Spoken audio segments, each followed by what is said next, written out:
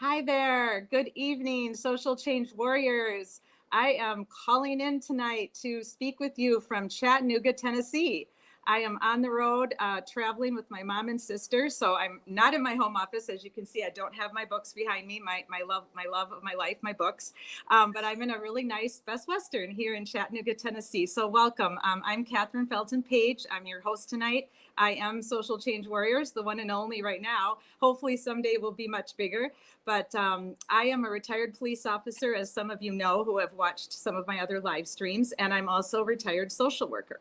So most of my life, I have been involved in jobs that involve community awareness, community involvement, the helping field pretty much my entire life. So when I retired early after an on-duty injury, I didn't know what I was going to do with myself. And I was just thinking, how can I not be in the help field anymore? But unfortunately, with my bad neck and my bad spine, I just wasn't able to do police work anymore. I tried public speaking for quite a few years. I loved it, environmental health and safety, but my injuries prevented me. So I went back to school and got a master's in social work. So for the past 7 years, I've been doing community social work, activism for homeless, activism for victims of domestic violence, survivors of domestic violence, and activism and advocacy for domestic violence women who were murdered by their spouses and supporting their families. So when I started thinking about how could I change this up a little bit instead of doing pre-recorded and instead of being out in the community volunteering, as my neck gets worse and as I age, I came up with the idea of social change warriors because I really believe that community involvement is the key. And we have to be together. We have to work together. We have to care about everybody and everything. We can't be so divided all the time. We can't let politics drive us to make decisions on who we care about and who we don't, and who we save and who we don't save, because everybody who is a victim of a violent crime deserves to be saved. They could have been saved sometimes if we had gone with the old adage of see something, say something. So social change warriors really is based on the premise, as you can see our tag flying here under my lovely guest, Miss Rita, knowledge, power, action, change. If you see something, you have knowledge. If you say something, you're taking action. If you get others involved in what you see, you are creating more action, and then you are creating change. And I know it doesn't seem like it sometimes. I know we all have days where we say to ourselves, what the hell is going on? Why are people so angry? Why are people mad all the time? Why are people getting killed when they shouldn't have been killed? Why is there corruption in my government? Why are my elected officials not standing up for me? Why are they committing crimes and getting away with it? Why are my police officers not treating me like an individual, like a human? Why are they committing crimes and getting away with it? They're police officers. They're sworn to protect me. I was getting very frustrated in the last years of my retirement. I felt like I wasn't doing enough just by pre-recording, not really finding an audience, not reaching anybody. And I started watching live streams and I realized, well, I can do this. I have a journalism degree, number one, which really helps.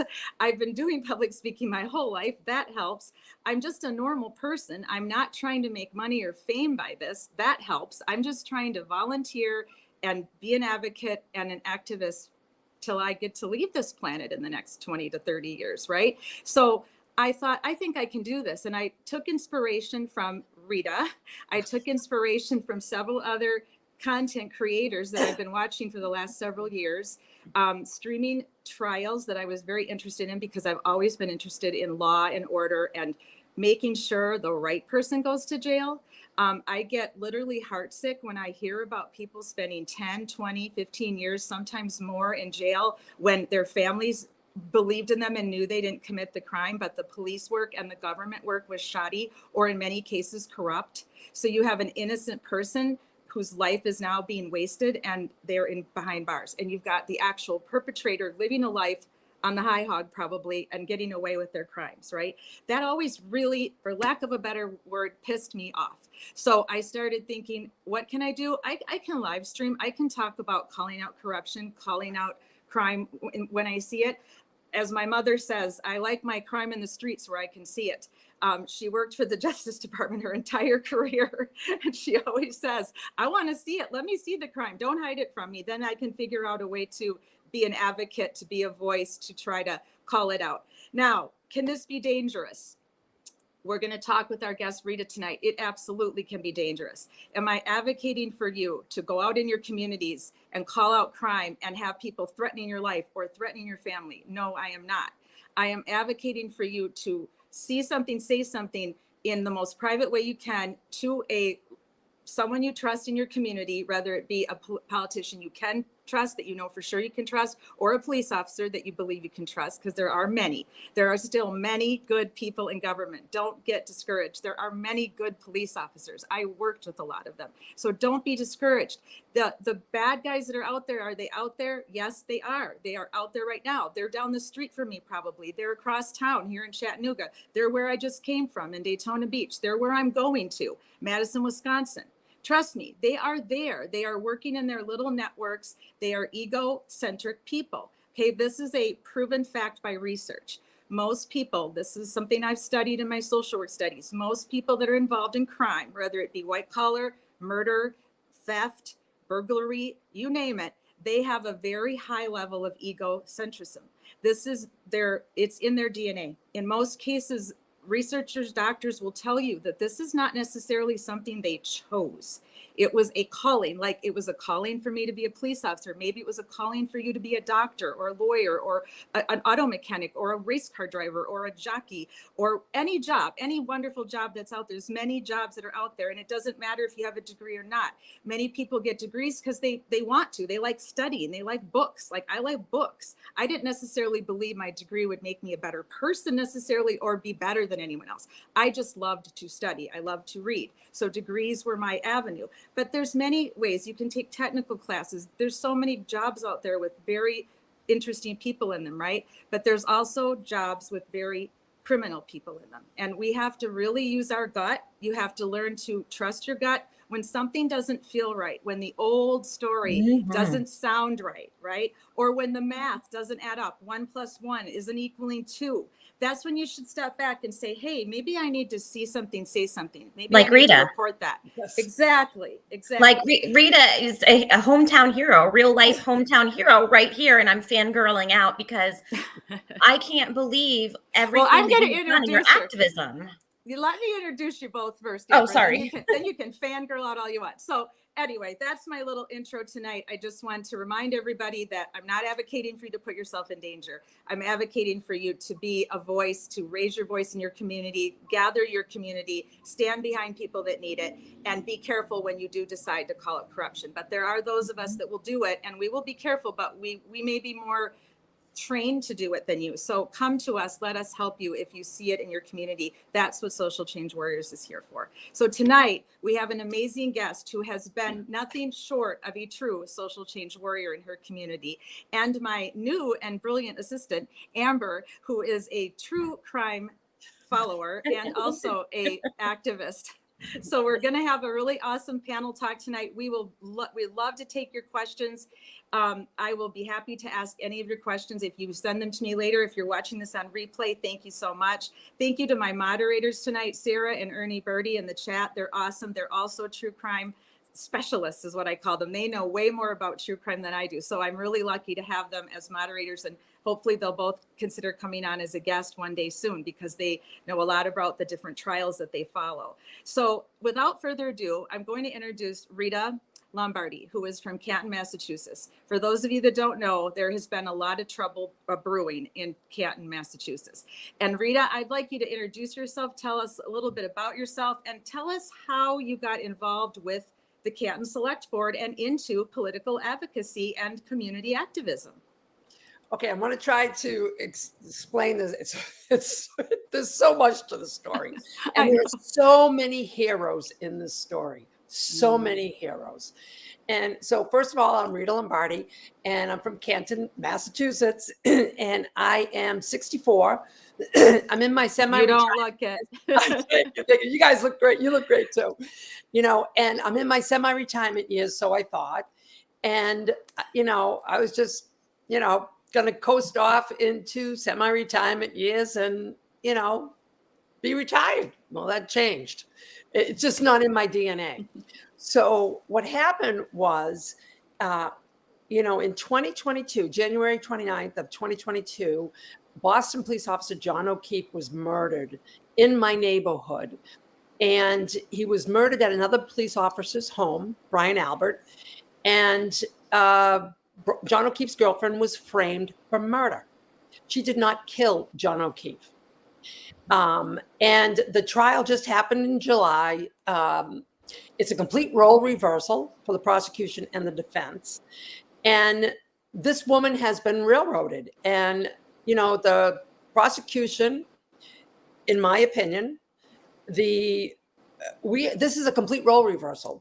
And the police, the people, it's the town of Canton has multi-generational police families, which is not a problem.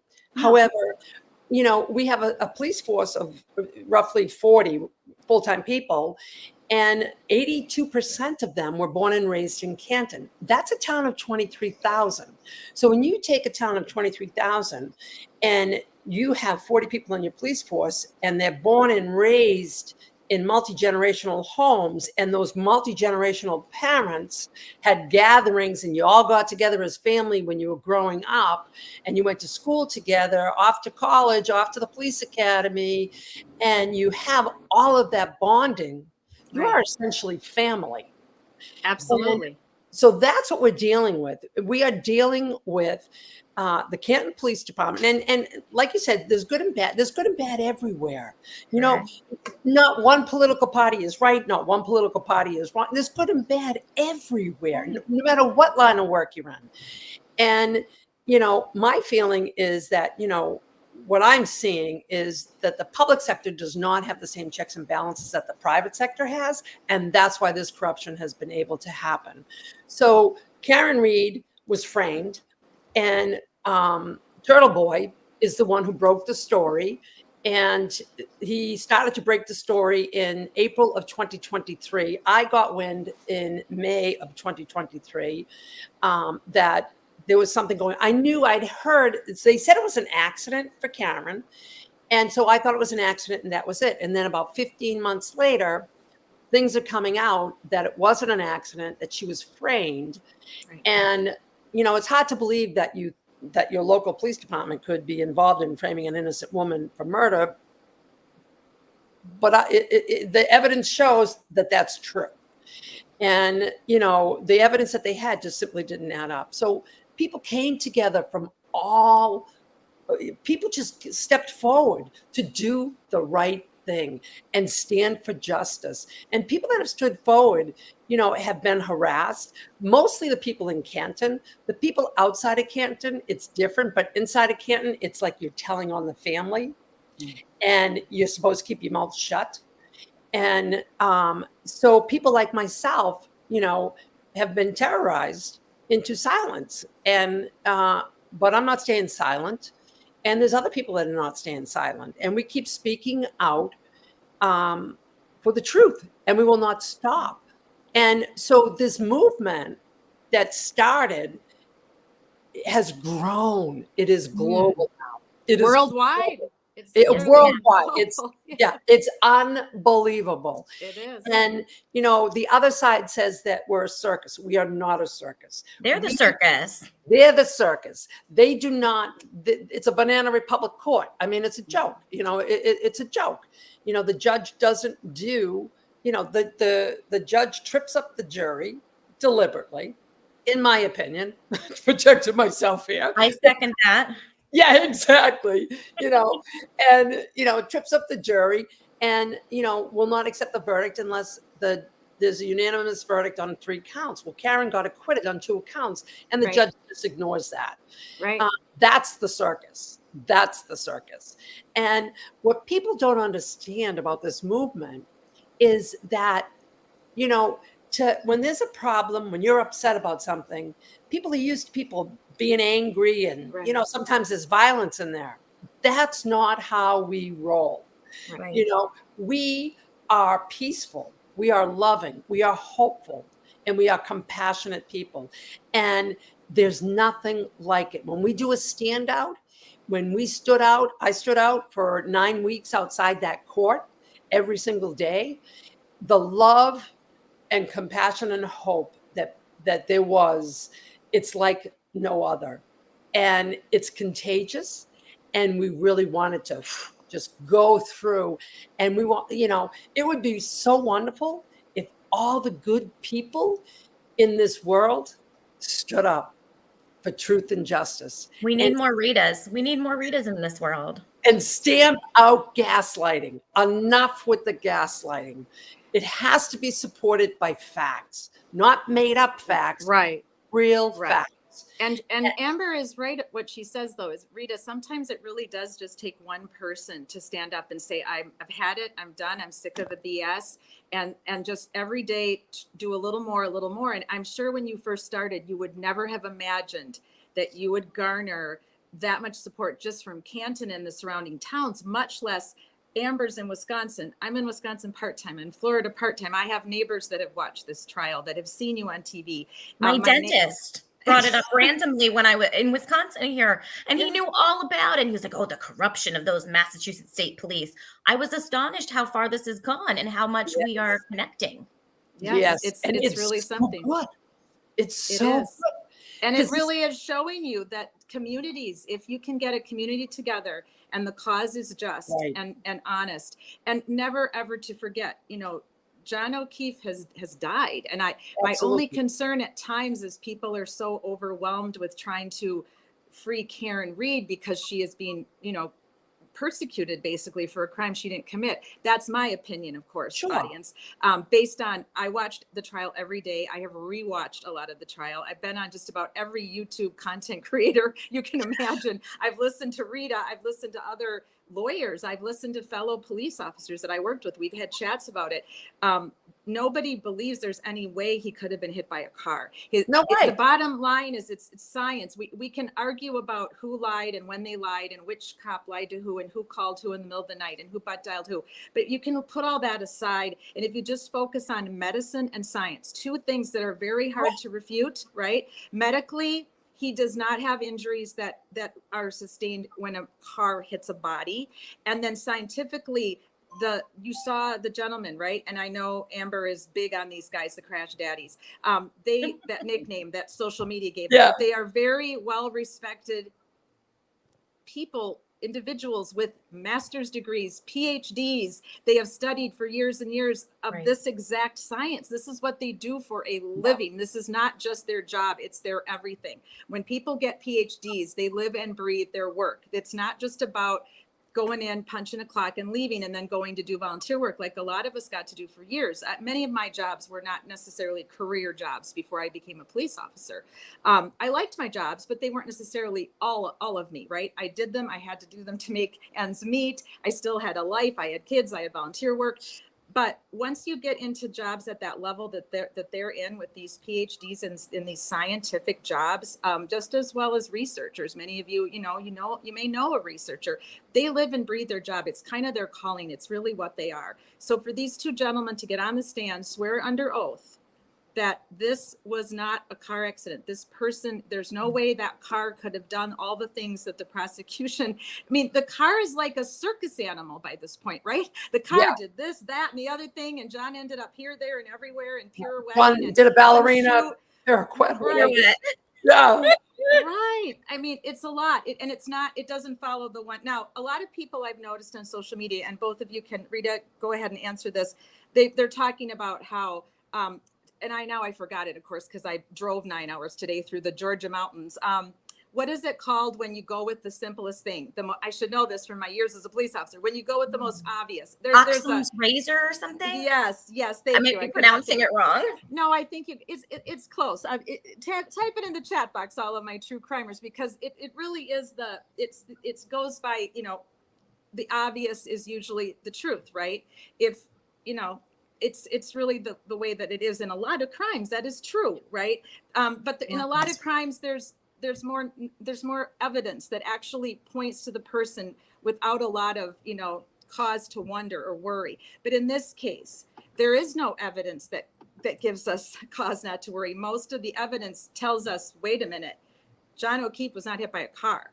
There's no science to back that up. There's no medicine to back that up. And so the crash daddies have no stake in the game, right? They were not hired by the defense or Turtle Boy or an insurance company. They have no skin in the game. It doesn't matter to them. And so they're basically unbiased and giving a very educated scenario of what really happened. And I don't understand why that wasn't more important to the jury. And I'm not sure, where we fell short. Yeah. Well, I mean, I was there the whole time. I never thought it was going to get to the jury. I was interviewed by, who knows? People just put the mic in front and ask me questions and I answer them. Yeah. And, I never thought that would get to the jury. And because the evidence didn't add up. Why? Because it was planted.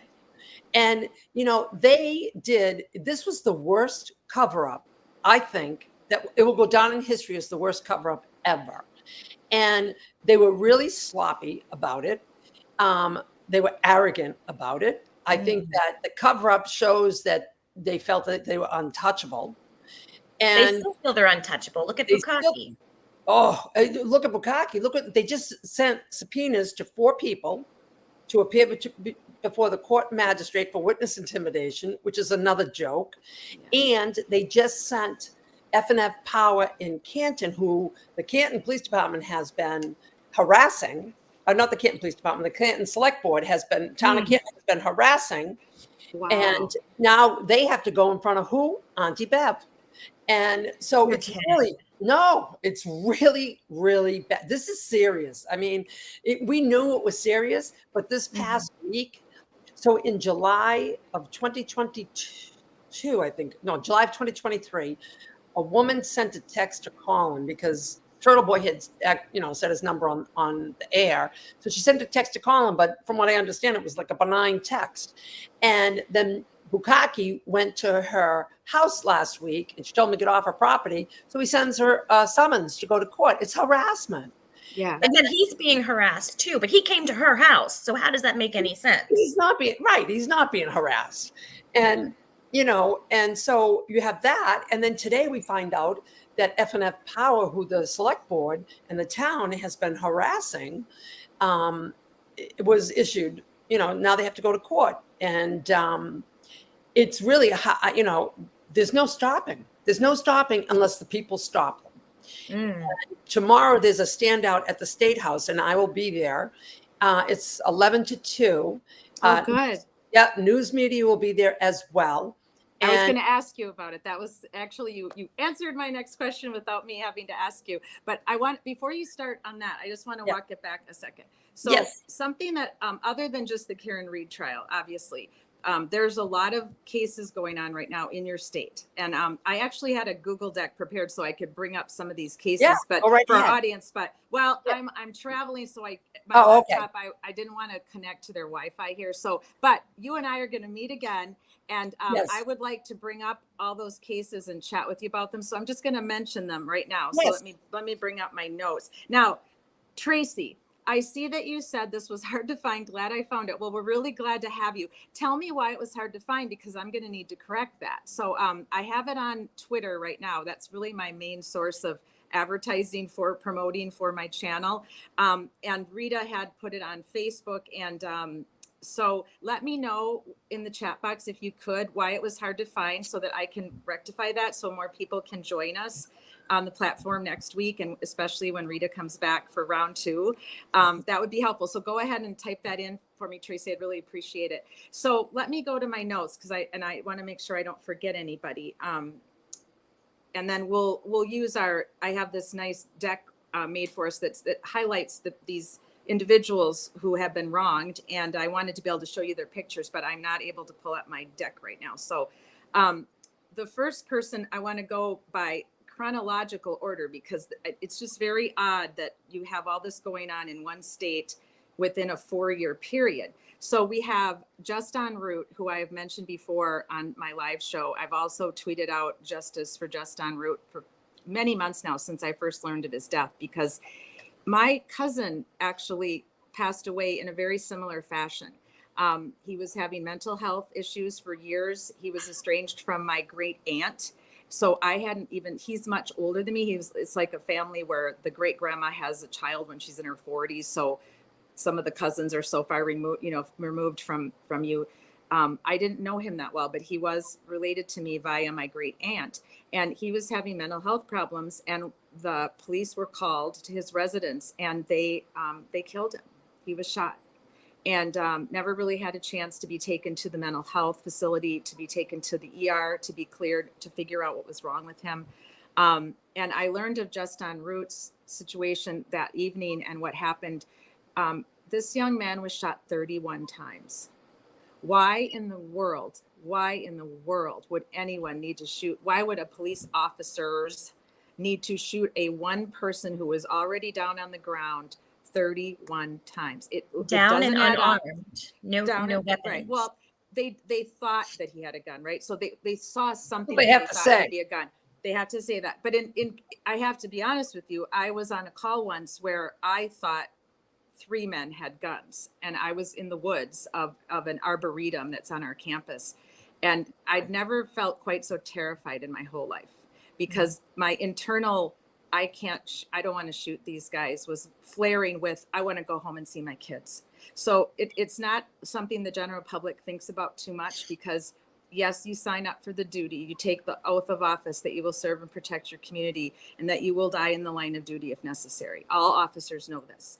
But it is hard in this day and age with all of the gadgets and all of the just the different items we have out there that people can pretend. And there are people that will pretend to have a gun when they don't have a gun. That's the stupidest thing you could ever do, right? So I have to say, in defense of law enforcement, if they thought he had a gun and they said, show us your hands. But see, I haven't been privy to see any of the video, which I would want to see. But I believe the family in this case, because I have read on their website, I have read what they have found out.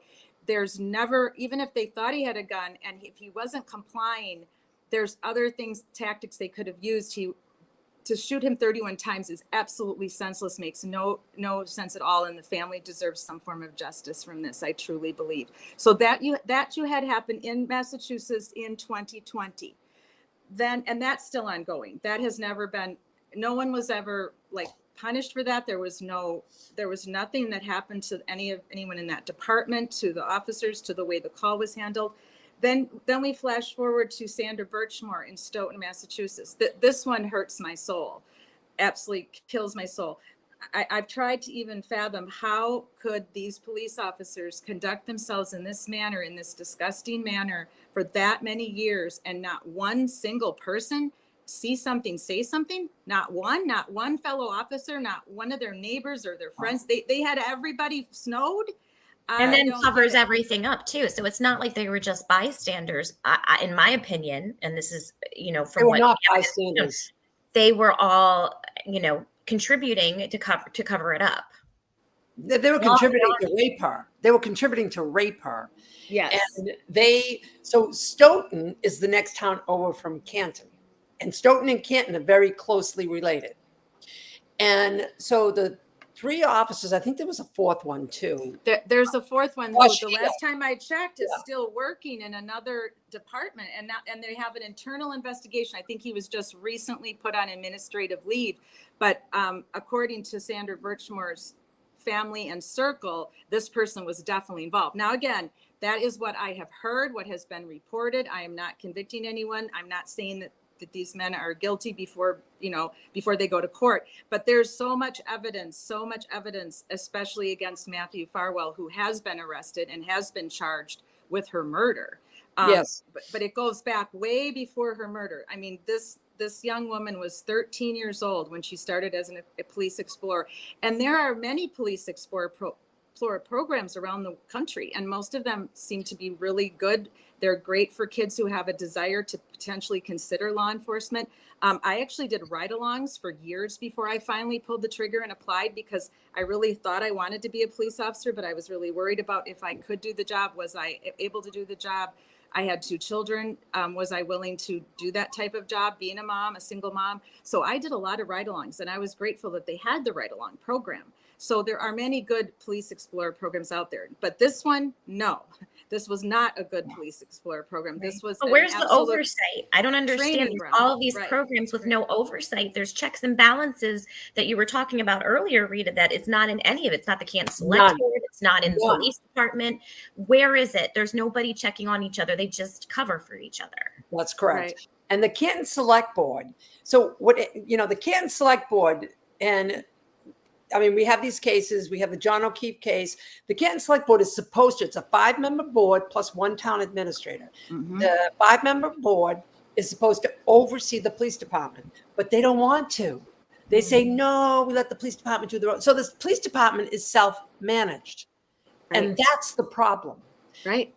You cannot have any organization self-managed. That's not objective. It's not objectivity. So you have No. a friends and family organization, 82%, really a family. They're family. Whether they're blood, they're family. Like Jen McCabe said, friends and family, Right. and friends. Right. They truly are in every sense. They grew up together, partied together, celebrated everything together. The police chief, her godfather was the previous, I think he was deputy chief, or maybe he was the police chief. I'm not sure, but he was up there. Yeah. And, And Proctor's family, lots of law enforcement in Proctor's family as well, correct? It wasn't his grandfather, his father, I believe his Proctor's father, I think, is FBI. FBI. I think I Proctor's know father they is have law FBI. enforcement. A lot of them I noticed have law enforcement in their family history. They all do. but- Yeah, they pretty much all do it. And we have civil service here. So I would like to see us get away from that, but that's down the road. Right now, we're just trying to get them to lead, which is challenging in and of Right. itself. So You're just speaking trying of- to get them to listen to you right. as well, and Right. collaborate speaking- and work Speaking together. of that, of course, after I started following the Karen Reed trial, I started following it early on. And I will be honest with you. When I first heard about what happened, it was like everybody else heard. It's like you hear of something in passing because it's not happening in your actual community and it's not making nationwide news where we're hearing about it every day, like a lot of the Gabby Petito case, the Idaho 4 case. We're hearing about this, right? These are things that end up making national news. So if you're a news watcher, you're going to hear about it. You're going to maybe think, oh, I got to dig into that. Let me read more about that. But the Karen Reed, John O'Keefe's death was not making even regional news, right, in the beginning, because I'm going to be honest with you, hit and runs happen every day, guys. They happen everywhere, every day. And a lot of times they can be involving accidental deaths of family members where somebody pulls out of their driveway and didn't look. And there was a horrifying death that happened not far from my house where a grandmother thought the grandchild was in the house and went to go to the grocery store and backed over the grandchild on their big wheel. And that made the news because people like to hear about this type of thing. It almost seems like the sadder and the more horrific something is, most people want to hear about it. They get involved in these type of situations with people's deaths. So when I first heard of it, I thought, okay, number one, I had a lot of underage drinking arrests when I was a police officer. I worked for UW Police Department. So I know what happens when people drink. I thought, oh, this is a tragedy. This is one of these drinking tragedies. They make me so mad when alcohol is involved because these are preventable tragedies. Mothers Against Drunk Driving, amazing organization. They started up back in, I believe, the 70s when drunk driving was out of control. I mean, it was absolutely out of control. And we could have a whole nother night, a whole nother live stream on drunk driving and the effects of what happens to the victims and their families when people make that ridiculous decision to get behind the wheel when they know they shouldn't, when they know they need to leave their keys with a friend or take a cab, right? So I thought, okay, here we go again. It's another drunk driving incident. This woman should have never been driving. Why was she driving? Why didn't they take a cab home? My brain's going, why didn't they do this? Why didn't a friend drive? And then the more that it started coming out in the media, I was like, wait a minute, that doesn't sound right. Wait, that doesn't sound right. And then I started really getting into it. And then, as you said, Aiden I always call him Aiden, but Turtle Boy is Turtle Boy News. And he was a blogger. And I just happened to cross him when I was doing my live streaming checks, and I'm like, oh, this is interesting. What does he have to say? Oh, he's talking about that case in Canton. And that's how I ended up finding out most of my information, because of his just bulldog journalism, investigative journalism. He and I are on different sides of the aisle politically. So there were times when his live streams would go very political. So then I wouldn't necessarily stay on. But once he started following the Karen Read case and sticking to that and not going too political, I was like, oh, okay, I'm going to listen to this because this is good. I want to hear about this. And I learned a lot from him. And I'm really impressed with how he is just hammered down, and he wouldn't give up, and he kept on digging and pointing out everything that all of us were thinking but had no way to share. So he was able to be a voice for a lot of people. A lot of retired officers, I'm sure, were reading about this case and saying, oh no, this isn't right. There's no way that girl hit that guy. But how do they share their voice, right? When you're just a normal person in your neighborhood, no one's going to listen to you. But he was able to start a platform and have a voice, which if he hadn't done that, it makes you really wonder what would have happened. Would she have continued to fight? Would she have taken a plea if there was nobody backing her? What do you think, Rita? Oh, this case would not be where it is right now without Aidan Carney. Would not be where it is. You know, he has different political views than I do, you know, but where we align, we align. Mm-hmm. And, you know, he's a hero. He's a hero. No question about it. He's a hero. I never heard of him before this case. And, you know, a neighbor told me about him because I was like, you know, hey, what's going on? You know, and the reason, let me just back up. The reason that we didn't know about this case is because the media, mainstream media, was keeping the lid on it, protecting Brian Albert. The first night that this happened, a reporter put out on Twitter that it was Brian Albert's house. And then Chief Berkowitz reached out to that reporter and said, please take Brian Albert's name down. He's a pillar of the community. And so the mainstream, especially Channel 5 here in Boston, which I will never watch again. They used to be my go-to, not anymore, Channel 5. They're biased. They're biased. They're in bed with, in my opinion, with the district attorney. And so it's very, very complicated and corrupt. And there are no checks and balances. And that's why they're getting away with this. So what happened was, you know, for 15 months, I thought it was an accident. And I was surprised that I didn't see anything in the news or the papers or anything, especially my local paper, my Canton paper. I was surprised nothing was there. And then all of a sudden in April of 2023, you start hearing she's framed. And so when I first started hearing she was framed, I'm like, well, this sounds like typical defense strategy. Right. You know, I thought, oh yeah, this is the defense and this is, you know, their strategy. And then, you know, my daughter there was a murder a month before John O'Keefe died. And it's another big murder that involves the same Michael Proctor is in on that. Same people. And the guy chopped up his Anna. Oh yeah. That's another domestic violence murder. Yes. Brian seems to be a name around here. I don't know. People, whatever. But the guy's name is Brian Walsh. There's so many Brians in the story. But Brian Walsh murdered his wife and chopped her up and did the search on the iPad. And so, you know, and Michael Proctor had that, and my daughter had seen it and that's when she got introduced to Turtle Boy. And then shortly thereafter, he's talking about the Karen Read case. Well, I didn't have enough information because nobody was talking about it. And then about a month later, I ran into a friend of mine, a neighbor, and I said, hey, what's going on? Because I knew it was hush hush. And on the QT, she said, listen to Turtle Boy. He's an independent journalist, and he has the court filings, and he's going to give me the goods. I go, okay, I'm going to listen. I'm 64. I was 62 at the time. Who knows? I go, you know, here I am, educated woman. I'm going to listen to somebody by the name of Turtle Boy. Oh, well, yeah, I know. I think a lot of people don't know. Right. And he's going to tell me how the Canton police, who I have admired my entire life, thought they were the utmost respect for, is going to tell me how the Canton police framed this woman, Karen Read, who I did not know, for murder. I go, is that what you're telling me? Yeah, listen to Turtle Boy. And so my fiance and I listened to him, and it was my first introduction to YouTube.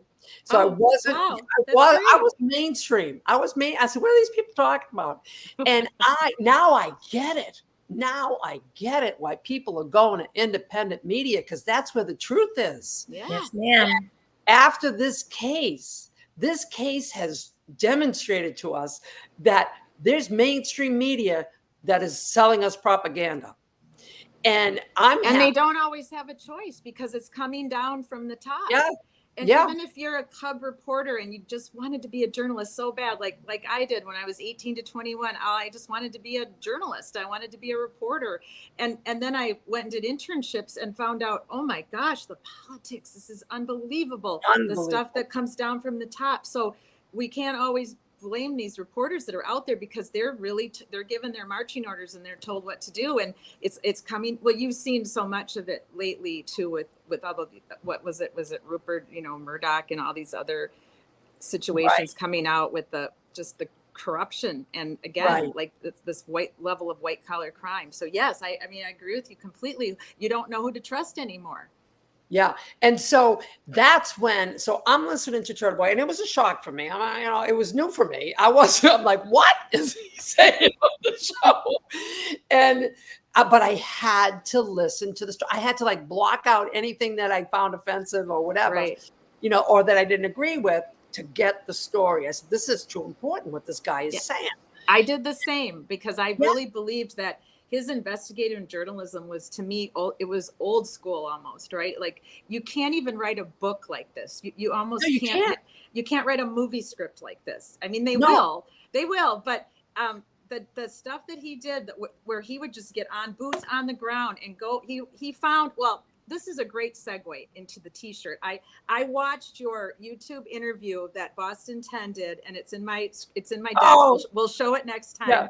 I love that interview. I've watched it like 5 times.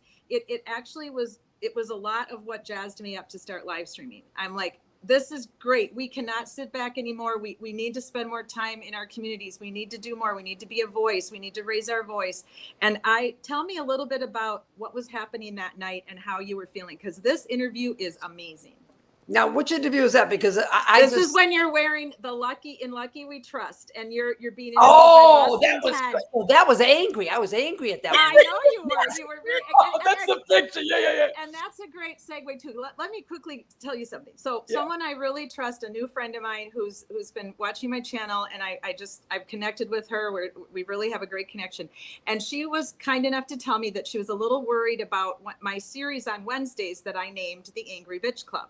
Yeah. And she said, well, what if maybe that's scaring people away because you sound like an angry bitch, an angry woman. Yeah. And I said to her, I said, well, I'm going to give it a try because I got so sick and tired of being called a bitch behind my back when I would stand up for myself. When I was a police officer and I would see things I didn't like, or chain of command I wasn't happy with, and I would say it because I was never afraid to speak my mind. I would do it respectfully. I would do it in the chain of command, but I would hear the rumblings that they were calling me a bitch.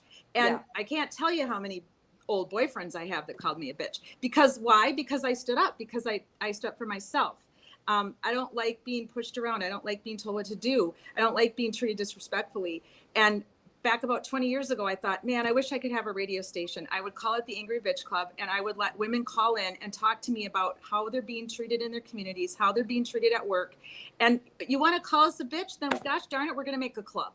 And so I hope I'm not offending too many people. I hope I'm not offending women, because Wednesday nights is normally about women empowerment. And it's about, you want to call us a bitch, then okay, we're going to be a bitch, and we're going to call you out. We're going to call out your crime. We're not going to stand up to domestic violence anymore and just let this happen and let the courts ruin the lives of all these women and their children. We're going to stand for victims of domestic violence. We're going to stand against men who are misogynistic and who put us down and don't respect us. So that's really what the Angry Bitch Club is about. And I wanted to say, when I first saw you in this interview, I thought, I have to invite Rita. She has to be on my show. She is the best angry bitch, but It's for a cause. It is for a cause, and she is a good. It's like, are you a good witch or a bad witch? Are you a bad bitch or a good bitch? We are the. Maybe we should be the good bitch club. I don't know. Maybe I'll rename us. But I thank my friend. Thank you for that constructive criticism. I really appreciated it, and I hope everybody gets it now. But Thursdays will mostly be Tuesdays, Thursdays, Sundays. Whenever we decide to do it, will be about calling out corruption in any, whether it's men, women, children, government. That's about calling out corruption. But when I saw your interview and I saw you wearing the "In Lucky We Trust" and how important this testimony was, and I remembered you getting interviewed about that, and then you all made these T-shirts that had the shamrock on. I was like, this movement is amazing. And that's when I really started to watch more and more of your interviews. So that interview, tell us about that interview and what were you feeling? So I'm trying to remember. So we all went in there with our shirts on, "In Lucky We Trust," and something happened. And I think that was the night they kicked you out. I think they made you all leave.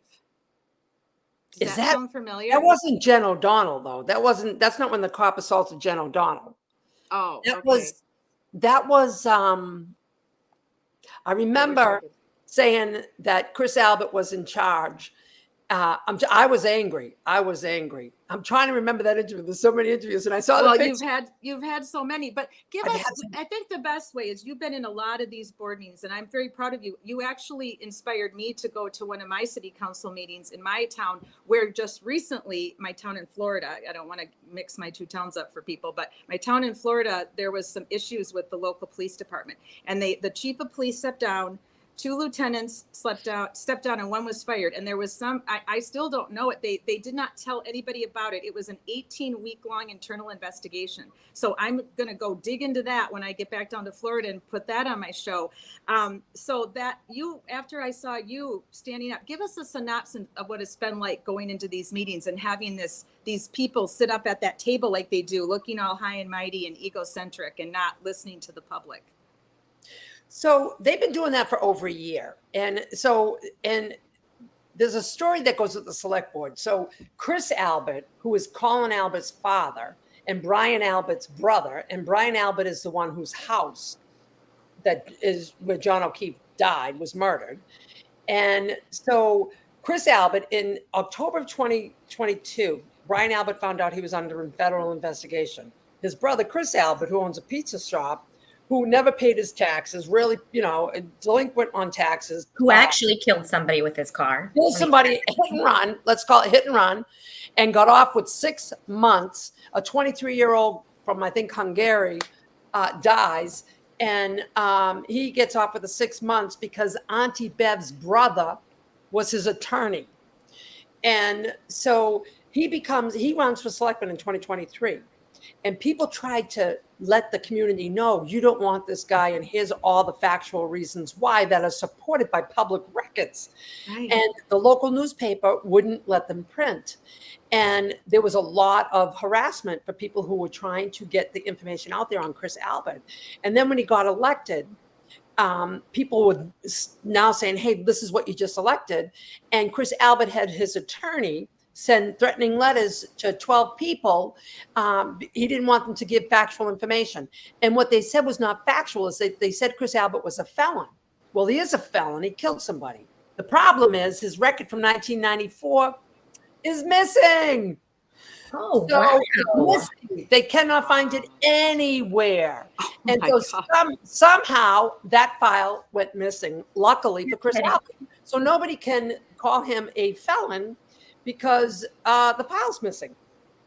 But we know he killed a man. And so anyway, so Chris Albert becomes selectman. So that's April of 2023.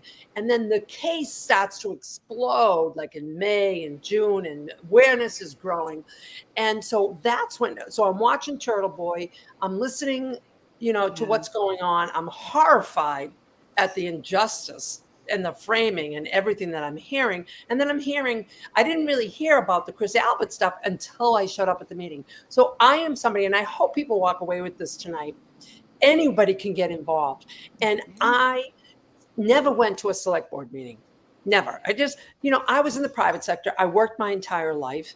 I went to school 14 years nights. Then I got married, raised my family. And I was always, government just ran, and that was okay with me. I know I voted in the elections as best I could be educated. I made sure in the main ones, and everything ran, and that was okay with me. Times have changed. That doesn't work anymore. And we're Right, seeing right. proof of that. And so what happened is I went to the select board meetings and I meet other residents. Look, I don't know a lot of people because my kids are 30 and 28. And when I was working, they were going to school. And so I wasn't like a soccer mom. So I wasn't at home. And so, even though I've been here 45 years, I worked and did whatever. So I started going to the select board meetings, and that's when I learned all this stuff about Chris Albert and speaking out. And the more we spoke out, and so in the select board meetings, in the town government meetings, there's an agenda.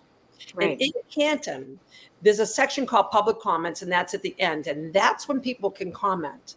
But the select board does not have to answer them if they don't want to. And so they hide behind that. So when there's an agenda item, you can speak to it. And you're not timed. But in public comments, it used to be, up to 5 minutes. Then they changed it to 3 minutes because they don't want to hear us. They never listen to us. So we ask. So now it's down to 3 minutes? Yeah. And the last. So the more you speak out, the less they give the next time they give. That's right. No, it gets worse, right? Rita, and the last time you called, you asked a question and you said, okay, so my time starts now. And he's like, you have 2 minutes and 20 seconds. Yeah. And you just were like, okay. It took my time 40 seconds. For asking a question. His opening statement said that Kevin Albert, who was drunk, Detective Kevin Albert, who happens to be Brian Albert's brother and Chris Albert's brother, and a Canton detective, and also friends with Michael Proctor, the person who didn't know the Alberts but showed up and was the lead investigator of the case. I mean, wink, wink. And he was drunk in his Mass State Police cruiser with Michael Proctor, so drunk. He left his gun and his badge. And that was all testified to during the trial. Yeah. And only when it came out in trial did the town of Canton reprimand him. And they knew, they had that information from the feds. They had to know. They knew before the feds, I'm sure. Yeah. They only reprimanded him. They gave him the summer off with pay. And then, oh boy, now he's back to work. That's the punishment. So the chairperson, Mike Lofgren, he says, okay, he's accepted his punishment and, that's it. And so we wanted to know what the punishment was. And I asked what the punishment was. And this is not a question and answer, but you didn't give us that information. And he docked me 40 seconds. Can you believe that? Unbelievable. He doesn't know how to lead. No. And he beat me in the election by 181 votes. It's like, really? Really? What was the turnout? That's the turnout was huge. You keep segueing into my next question. I to ask you, what was the turnout? Because voter turnout is so important. We increased voter turnout 50%. 50%. Wow, that's fantastic. Because I made it a celebration. I said we are celebrating our right to vote. I know. Get out and vote. I know. And it's I had never run for, and I got in at the 11th hour because they were playing around with the police audit that I had advocated for. And I said, you're not going to mess with my police audit. I'll run for select board if I have to. And so I ran, and I'm okay that I didn't get in because I'm doing so much more that I couldn't have done if I was in. But so I ran, but we turned out 50% more voter. And here's another thing for you. And this is the power of people. The power of people. I love that. Yeah. When something is wrong, you can do something about it. So with the select board meetings, we will go into the select board meetings. They weren't answering us. We said, we want to meet with you and the chief because they oversee the chief.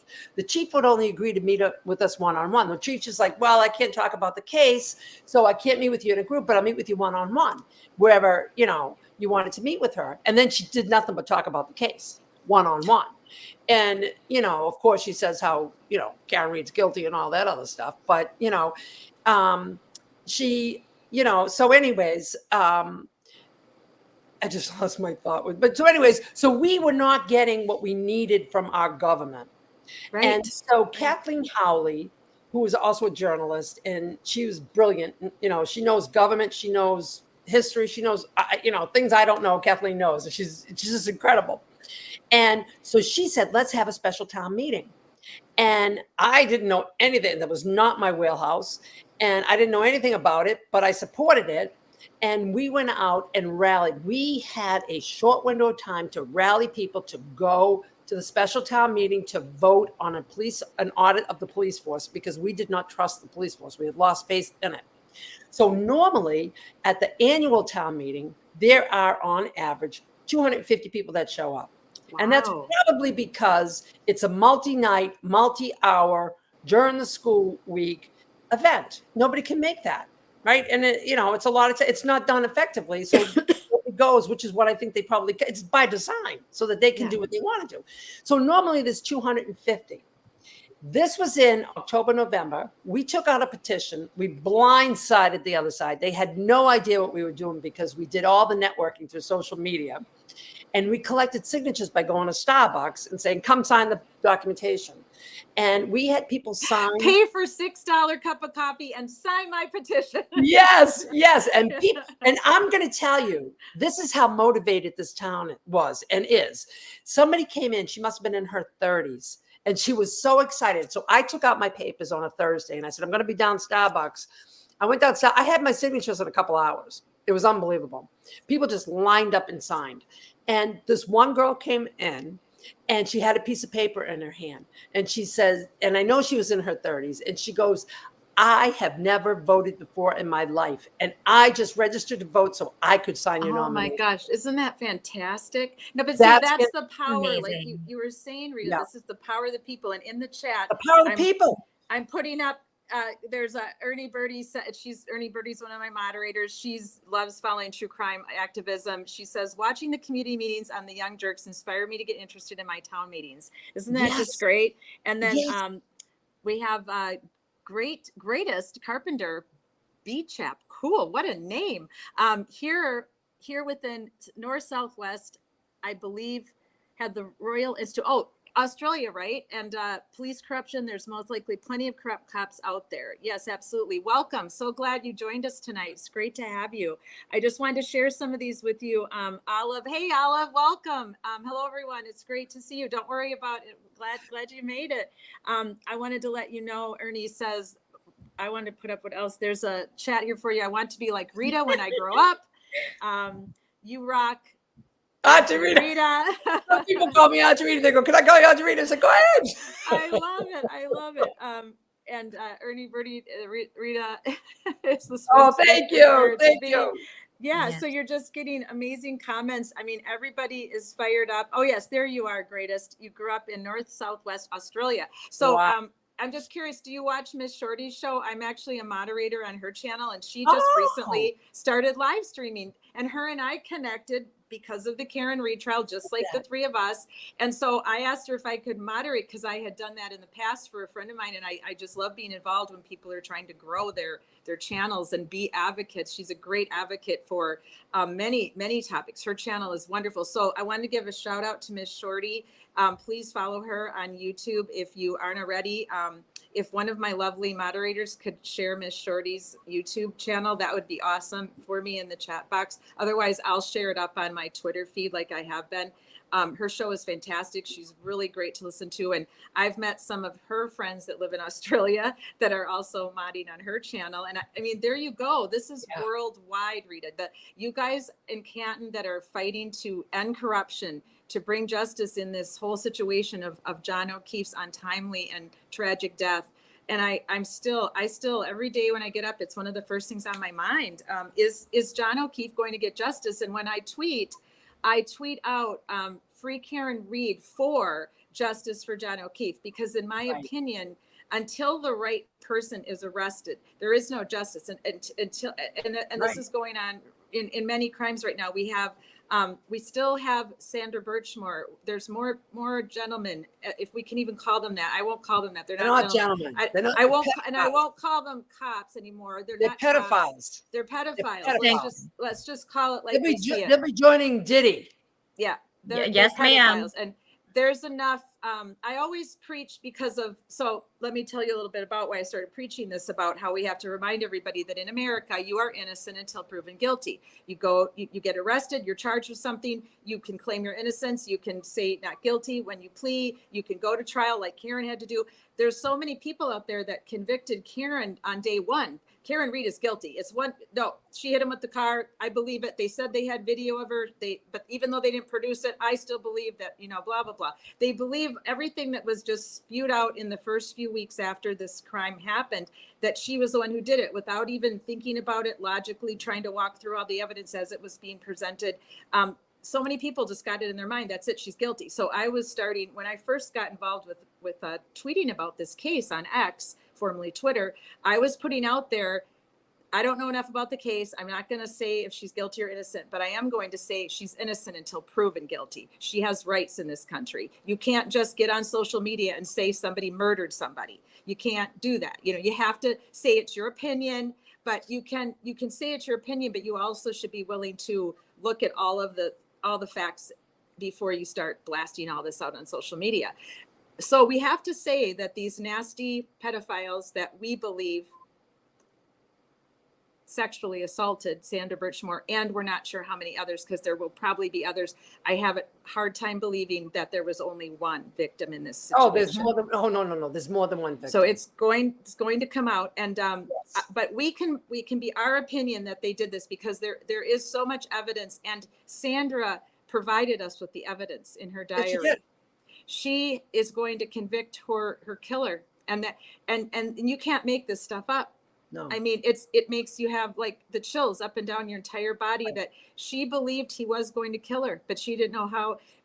They beat her down for so long verbally. They verbally abused her. It was domestic violence because they were involved with her sexually. As soon as you're involved with someone sexually, you are in a domestic violence situation if there is violence occurring, whether it's verbal. They weren't necessarily punching her or beating her, but they were beating her down with words. They were making her feel less than. They were totally orchestrating her whole life.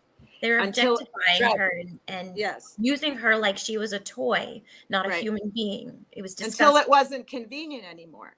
And then right, the sociopath that is always been in this man, Matthew Farwell, and I will call you that whether you like it or not, because that's what you are. The things you've done that are already in evidence that she told us you did in her own words. You murdered her, you became a domestic violence murderer, and you are most likely have been a sociopath for many, many years. And thank God you're arrested right now and off the street. And he's a rapist.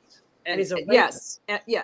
So many things. I mean, sexual assault of a child because she was underage when they first assaulted her. So 14. She was 14. Just utterly shocking and horrific that this went on for as long as it did. But this is why we want to raise our voice in our communities. We want to see something, say something. You are inspiring people, Rita. And I know you didn't necessarily set out to do that, because I thought you'd been involved in the local government much longer, because you're just you're a natural at this. So this is your calling. I realize you have a family and you have a life and you have a job, but this really is your calling to organize community organization, community activism. You're a natural at it, and you're inspiring a lot of people to take the Michelle Obama challenge that she put out for all of us, is do something. And it doesn't matter if you're a Democrat, a Republican, an independent, if you don't believe in government at all anymore, whatever you choose. But we all can do something. We can all stand up for people that can't speak for themselves. We have to stand up for people that have been murdered, and their perpetrators, they're the people that abuse them and hurt them. Ellen Greenberg is another sickening example of corruption. And that case I will talk about more. I have brought up her case in my past streams in the past month. I will talk about her case more in the future. Her parents are fighting the system. It was ruled a suicide. How in the world does somebody stab themselves 20 times? Have you heard about this case, Rita? No. Out of Philadelphia. Yes. I'll send you some info on this case. And we will talk about it in the next coming weeks, because her parents are fighting in the court system. They hired an independent medical examiner, just like Sandra Birchmore. But the fact that families are having to spend their own money and hire independent medical examiners, when did that become okay? It's not okay. How are we not figuring this out? That Sandra Birchmore did not unalive herself. She did not hang herself. That that's just, it was so unlikely that that ever happened. And They and, didn't and Ellen Greenberg did not stab herself 20 times. She was a school teacher. She had no signs of suicide, no signs of unaliving herself at all. So right now we have domestic violence perpetrators walking around free as birds, living their lives. We have And the five, police are protecting them. That's what's so right, absurd. We're in and the the upside government, down. And not that's where just the the checks and police. balances are missing. That's Right. exactly, because if you're in the private sector and you are sexually harassed or somebody harasses you, you escalate that, and an investigation is taken, action happens. But in the public sector, where's the checks and balances? They're missing. They're Right. missing. Mm-hmm. Yeah, This you have girl to was have them. fucking- And this Sandra is what was fucking happens. people. Right, Yeah. right. And when Because you these are don't not have 'em- individual issues, right? It is not just Matthew Farwell. These are systemic. These Exactly. problems are so much bigger.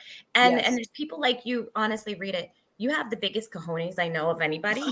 and the how the power that you have and how brave you are, because here's the thing, you're speaking out in your own community, right? And you put a target on your back when you do that. I don't know if you've ever heard of Megan Fox, the writer, not the other one. No.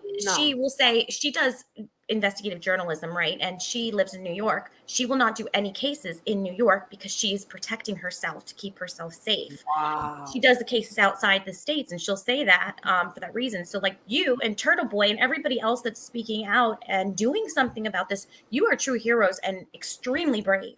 Yeah. Absolutely. Commend you for that. And Yeah. thank you, Amber, because that's really well said. And I love how you brought up the whole idea of it being systemic, because, and this is not just happening in Canton, Massachusetts. I know we're pointing out these tragedies that have happened, Rita, in your community, but your community is not a standalone. You are not a one-off. This is happening all over the country right now. We have another domestic violence homicide in Colorado that I'm going to be covering in the next coming weeks, where there's got to be some kind of corruption going on there. I believe it was the prosecutor that was fired, and it's just ugly. Her husband, Suzanne Morphew is her name. I want to say her name. We want to say her name, Suzanne Morphew. We want to say Sandra Birchmore. We want to say Ellen Greenberg. We want to say Sonia Massey, who should have never been killed by a police officer. She should have been taken to the mental health. We have so many women right now that have been murdered, and the people that killed them some have recently been arrested, but they haven't gone through the system yet. Some are still walking around out there enjoying their lives. Suzanne Morphew, I 100% believe, was murdered by her husband. They arrested him like a year after she was missing. They had no body, they had no real physical evidence, but they had a lot of circumstantial evidence. Then coincidentally, they're looking for another domestic violence murder, a woman who went missing, who they believe her husband killed her, in the same area of Colorado. And they find Suzanne Morphew. They didn't find the woman they were looking for. These searchers were looking for another victim of a crime, Wow. domestic violence crime. And they found Suzanne Morphew buried in a shallow grave. She had been shot with a tranquilizer gun. Guess who owns a tranquilizer gun? Guess who uses it and who has the actual like pellet of the poison, who had the actual concoction of poison in the home. They were going through a contentious divorce. They were going through child custody. I mean, there's so much circumstantial evidence, but they had nothing. But then they find their body, and they're able to find out through DNA testing of her bone marrow. I mean, but nobody's arrested. There's no arrest. It's a cold case now. This poor woman's life has been taken from her.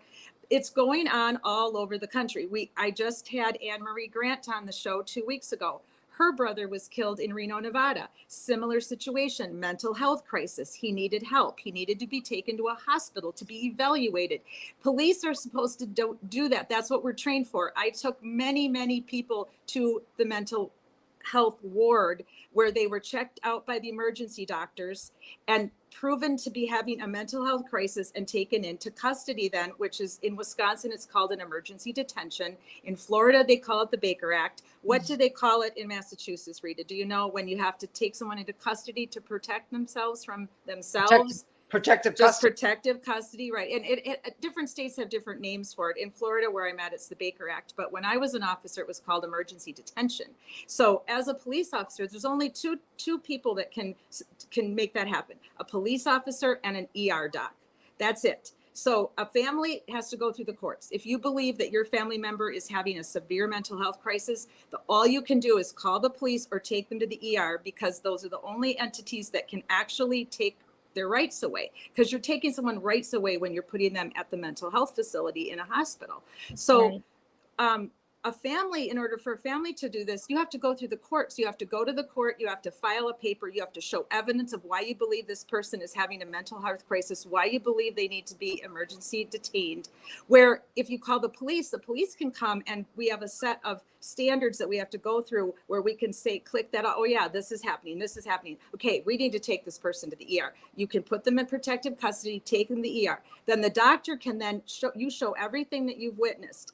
It's not unlike when you stop a drunk driver. You have this whole criteria you have to go through to be able to make that drunk driving stop, and then be able to put someone through field sobriety. We are trained in all these things. The police officers in all these cases are not following training and procedure. They are completely not following it. They're breaking it. And Anne Marie Grant's brother was shot and killed because they did not follow procedure. They did not do what they're trained to do. And that has to be called out. We can't stand for that anymore in this country. We can't stand for officers not following policy and procedure. We cannot stand for our government officials not doing what they swore to do when we elected them. I saw something amazing, Rita, when I was following you with all the signs and all the people standing out with you. And I saw a license, someone put a sign on the back of the truck, and I'll show this when we meet again, when I pull up the PowerPoint deck so you can all see it. But I laughed at first, but then it made me mad. But it said, I have to find it, but it said, re-elect no one. Oh, I saw that. Re-elect no one. I mean, it's a concept. Let's go, people. We don't have to re-elect anyone. Why do we leave people in government that aren't doing their jobs? That not. I say elect Rita. Yeah. I want Rita for the governor of Massachusetts. That's what I'm going for. Yes. What I really want to encourage people to do is get involved and get educated. Look at what the people stand for in your communities. It starts in your communities. Yes. Local, like you are. Yeah. You can request anything from your town hall. It's a Public Freedom of Information Act. I learned this through this whole experience. I could just send an email, and I've been sending them. I've been blasting them off. I'd like this. I'd like this. You can ask for anything. It's public record. And then I'm getting the information, and other people are doing it too. It's so important for people to know. This is such an important time in this country. Such an important time. We have truth and we have gaslighting. And people need to take a stand. Where do you stand? Where do you stand? Vote for the person in your community or wherever you are voting. Vote for the person that aligns with your values. Yes. And forget about noise. What does that person stand for? And if you support what that person stands for, and that person has the integrity it has demonstrated, then that's who you should vote for. Right. People need to be aware the time to let somebody else do the voting is past. You need to do the voting. Each and every one of us needs to be aware of who's running for what office and what they stand for. And not just the president, local. That's right. That's where you have a lot of power and control. That's where it starts, Amber. That's where it starts. Right. And, it's so important. And what we have seen here is so much corruption with the police, with the district attorney, with the Mass State Police, with the judicial system. It's rampant throughout. And I'm so grateful that of everything that's going on, Michael Morrissey has not been challenged, I don't think, in 15 we didn't years. even bring him up tonight. That's why we have to have a part 2. That's a whole nother and hole that we have to and go because of everything that's going on, 2 people have tossed their hat in the race.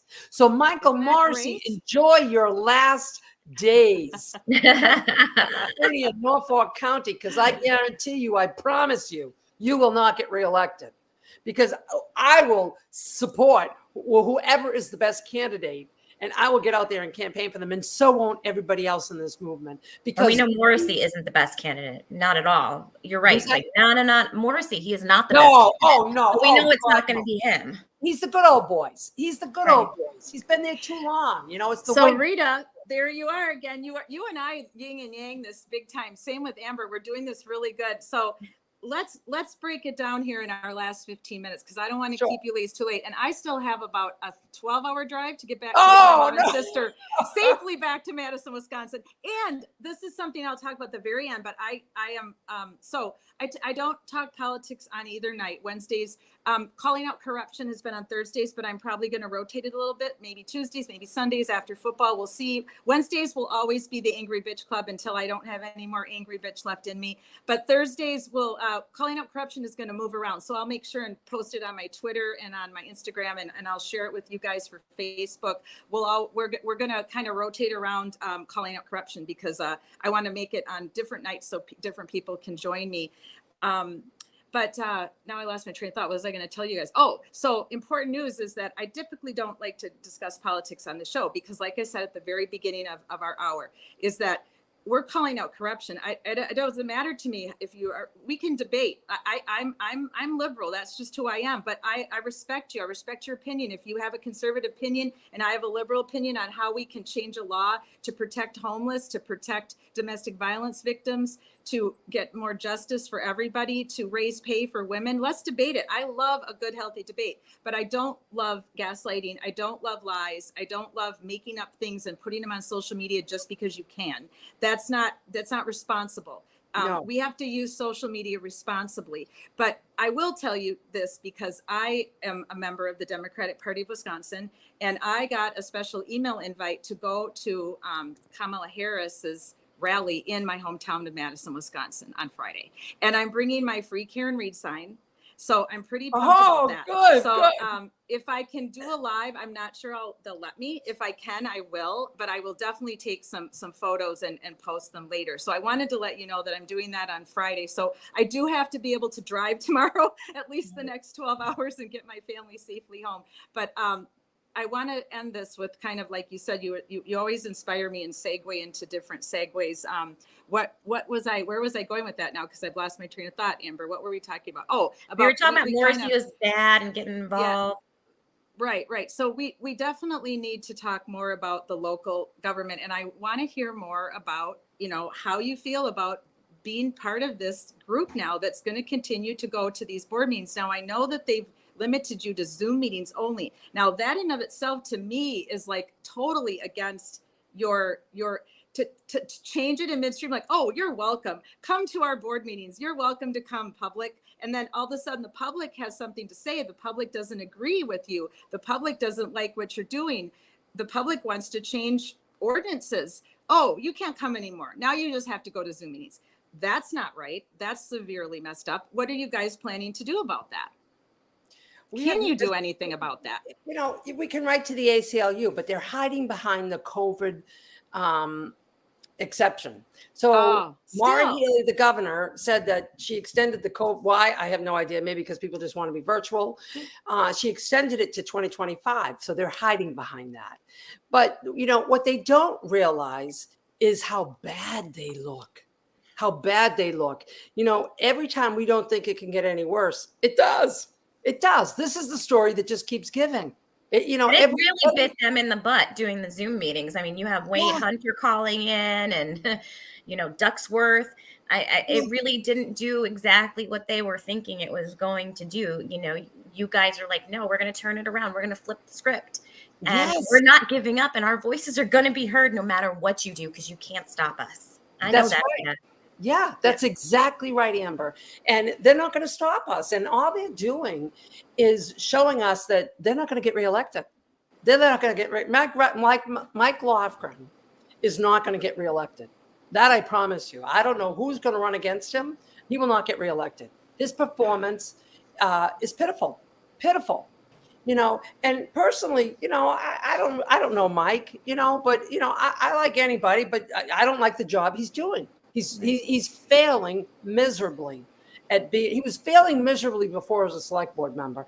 And now as the chairman, to do what he's doing and to dock me 40 seconds or to sick a cop after Jen O'Donnell because she goes Oh, yeah. 15 seconds over. She's another force to be reckoned with, by the way. Yes. I am in awe of her as well. I would love for you to invite her to join us. I'd love to hear the two of you together. Would be fantastic. Absolutely, absolutely. She is a force to be reckoned with, 100%. Anybody who's willing to stand up in their community, take time out of their busy lives, because everybody's lives are busy.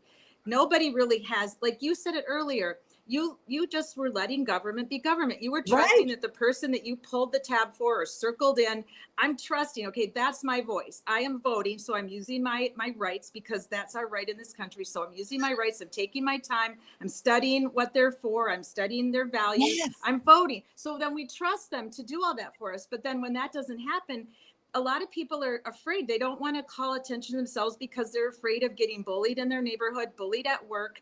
A lot of, people can be very bleach nasty. balloons being thrown on your lawn, terrorized, cease and desist letters being sent to your house.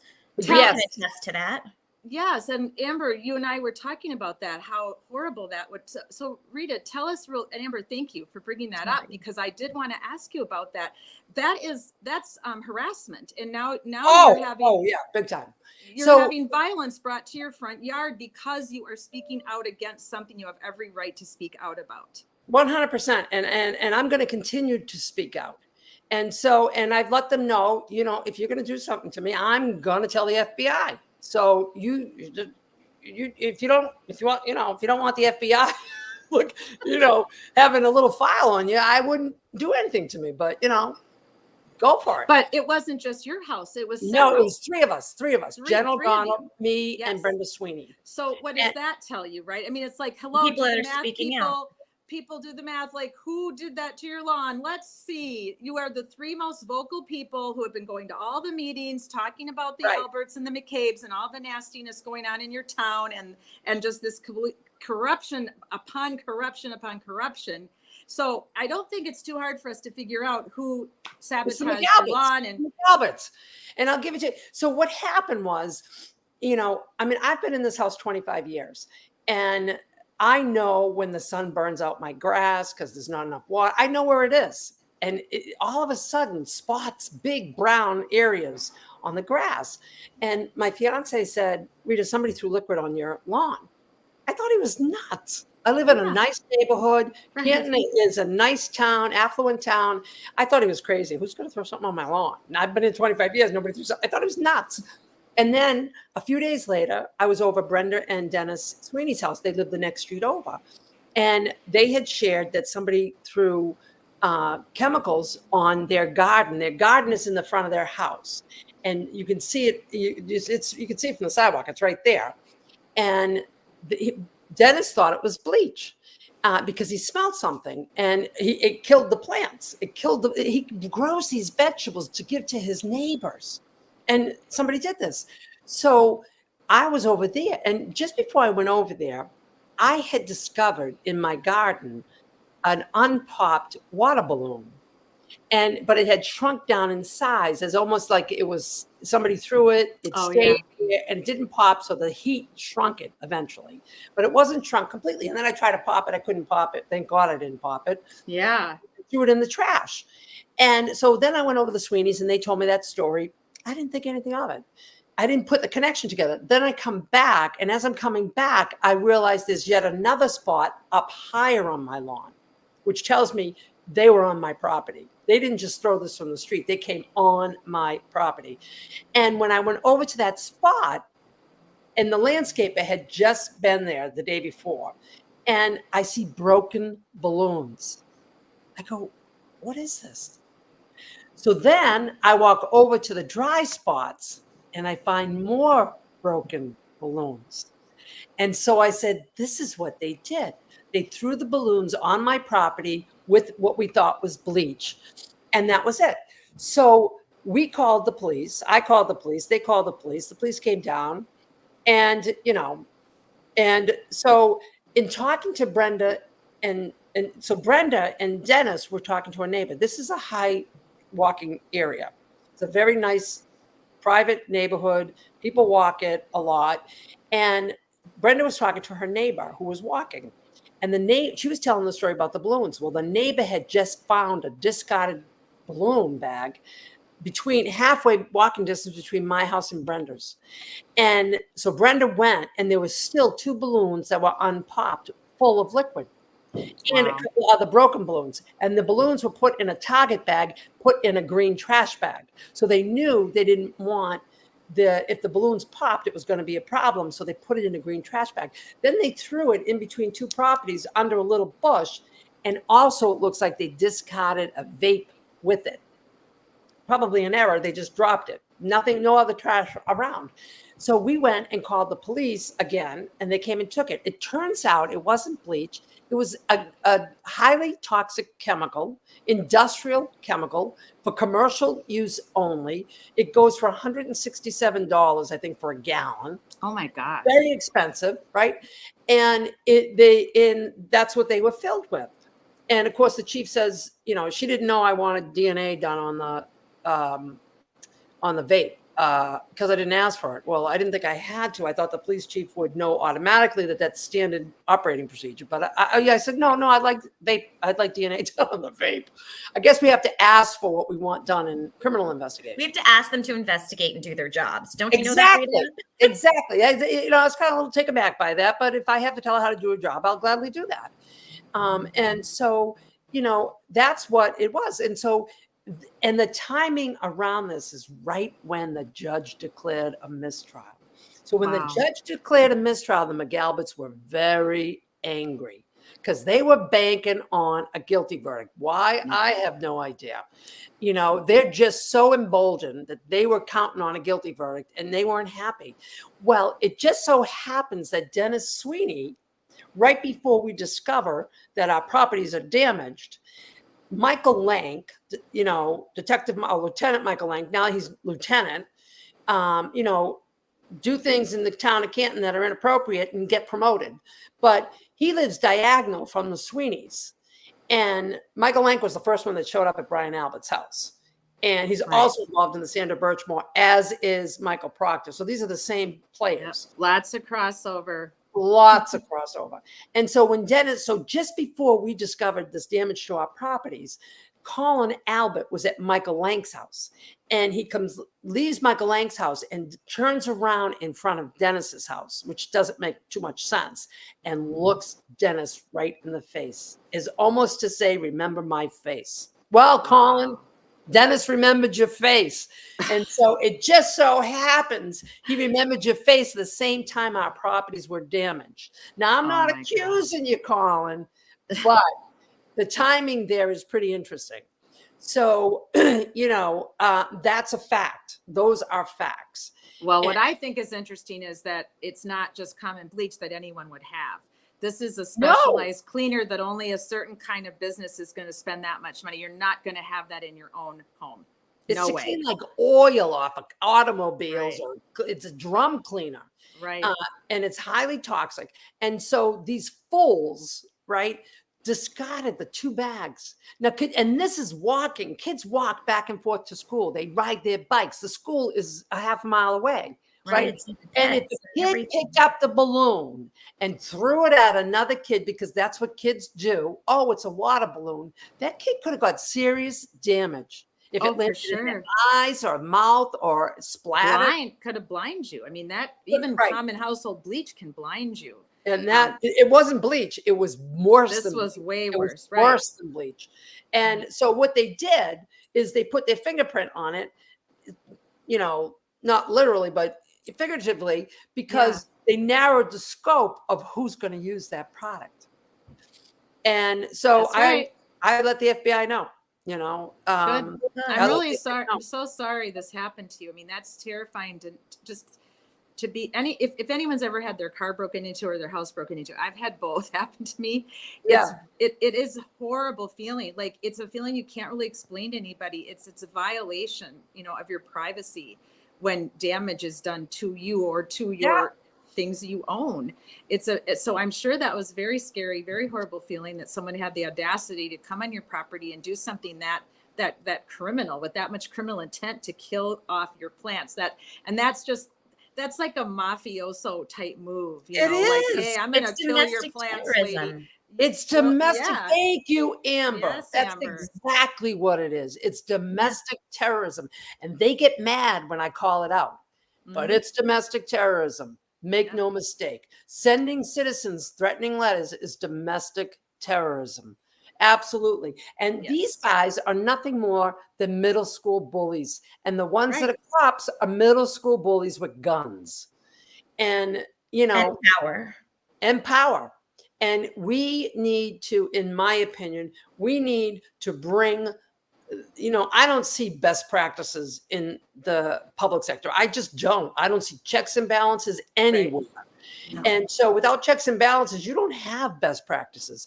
And we need our private sector, the best organizations in our private sector, to help our public sector implement best practices, identify them, Exactly. implement the checks and balances. That's what we need. Yes, I will be at the State House tomorrow, 11 to 2, and I'm speaking. So, And that was I was going to segue into that. And don't let me forget to go back to that, because I want to go back to that. Is it Lexela? That's a beautiful name. I want to go back to that and end our session tonight with you about that.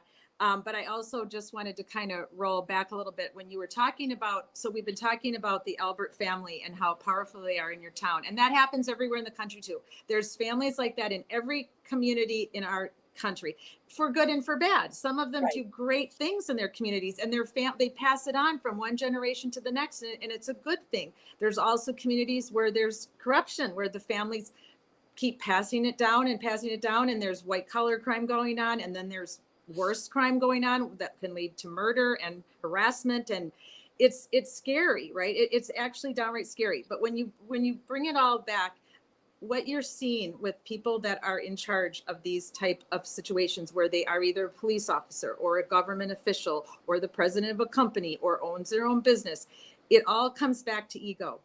I have to roll it back into a social work perspective, because that's what we're dealing with. We are dealing with what is now termed a narcissistic personality. And so when we meet again, I'm going to share a little more about what I know about that from my social work practice and years, about narcissism and how it is really steamrolled into our lives, because a lot of people that are in these positions of power have these tendencies. They were either born with them, or they have chosen to continue to flourish, because they see that they get power from behaving that way. So once you get this learned behavior of, hey, if I do A, I get B, C, D, E, F. If I don't do A, I don't get B, C, D, D, F. And so it's all about them. It's all about the Mhm. ego. It's just about their needs and gratification and what serves them, not other people. Yes. And what I found is, when you stand up to the bully doesn't know what to do. The bully doesn't know what to do. The bully loses its power. The bully loses its power. So when we stand up and speak up for ourselves, the bully loses his power. You take And what's it even away. better is when you come together, when it's not just one Rita, when you have more people standing up, and you have more power that way to do good. So Rita, I commend you, and Jen O'Donnell and everybody else who keeps standing up, and you are inspiring other people to do the same. That's why you are so important here. And that's the message that I think is so clear tonight. Yeah. So thank you guys. I appreciate you. I appreciate both of you, because we're all singing the same song. We all want what's best for our community and what's best for all of us. Right. And it's time for change. It's time for social change. And I love you, social change warriors. I got a little mosquito there. Thank you. That just came to me, because social justice and social change has been something that's always been really important to me, which is why I went into law enforcement in the first place, was to not to arrest people. I went into law enforcement to help people, to be there in my community, to be a safe place where people could come in my community to, if they see something, say something, and be able to. I wanted to go back to the days when we trusted police and we knew they were there and had our best interests at heart at all times. And the only way that can happen is a better hiring system. We have to have more accountability in who we hire and how we hire them. you're hiring the wrong person and they start showing signs of anything that is completely against policing and what policing is there for, they have to be fired. You can't just, one of my favorite sayings from one of my sergeants was, they'll hide the bodies. And what they mean by that is they won't fire them, because if they fire you, it looks bad. They hired you. It looks bad if they fire you, because then they somehow have to take the blame in the community that they just fired 3 officers. Well, what do you mean? Why'd you hire them in the first place, right? So no, we're not going to fire them. We're just going to give them desk jobs, or we're just going to push them off into jobs They on the side. sweep Or it we're under gonna, the rug, right, because we're they going to want to take keep. away their authority. They don't get to they don't get to supervise anymore. They don't get to do that. So he used to call it hiding the bodies. He was one of my favorite sergeants, and if I get permission to bring him on the show or to quote him and give his name, I will, because I became a good police officer because of my own ethics that I was raised with my family, and because of training that I received from this person. And I still hold them at a very high regard. They had the audacity and the strength to call out some things that were happening in our police force that wasn't right and that shouldn't have been happening. And others would yak about it and complain about it, but, oh, I can't do that. I don't want to lose my job. I've got to support my family. And we have to understand that a lot of times there are people that want to call out crime. They want to call it out in their business. It doesn't have to be law enforcement. It can be a bank. There's criminals that work in banks. There's white collar crime going on. Like I said, you guys, every day, everywhere, it's happening. And until somebody actually is a whistleblower and is willing to say, I saw this, I want this stopped in my community, or I want this stopped in my workforce, it won't stop. Like you said, Rita, they are people that are such huge egos, that are borderline narcissistic, borderline malignant narcissists, they will not stop. They will keep on going and they will double down. When you come to them, they will double down. That's why we need more, though. So you have to keep going. You have to keep getting bigger and bigger so that you can, you're never going to stomp it all out, because there's always going to be that ego-driven person in your community. So it's going to be an ongoing fight, you guys. It's not like curing something that you can cure, right? There's lots of things we can just eradicate and it's gone. We never have to see it again. We're never going to cure crime. We're never going to cure it, because there will always be nefarious people amongst us. This has been going on since the dawn of time. That's right, Amber. But you we need have to the checks and continue. balances. Yes. That's what's missing. That's what's missing. The checks and balances and the best practices of the private sector. That's what's missing in our public sector. And that is why we have problems in this country, in my opinion. When I come from the private sector, my whole entire career, I either built business teams from the ground up or turned around poorly performing teams, always in crisis management situations. And I've done, process improvement, automation, best practices, all of that. It's missing. It's missing from the public sector. And that's what we need. We need those best practices so that we can root out bad. And we're not doing it right now. We're not. And that's why we have the problems that we have. We just had Enrique Delgado, and I'm not sure what his last name is. Yeah. Delgado Garcia. Garcia? Yeah. Delgado Garcia, correct. And what the heck? He's going to Mass State Police training, and they leave him with a mush brain, a broken neck, broken teeth, broken leg. What on earth did they do to that man? Because they didn't follow the procedures and the protocols that were put in place to have safety measures.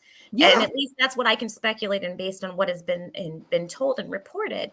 So there was no oversight. That was the problem, that people were able to just do what they needed to do. And this poor man lost his life. And we lost an important person in the community that would have helped and represented his community. Yes. It's such a tragedy. It makes me want to cry, Yes.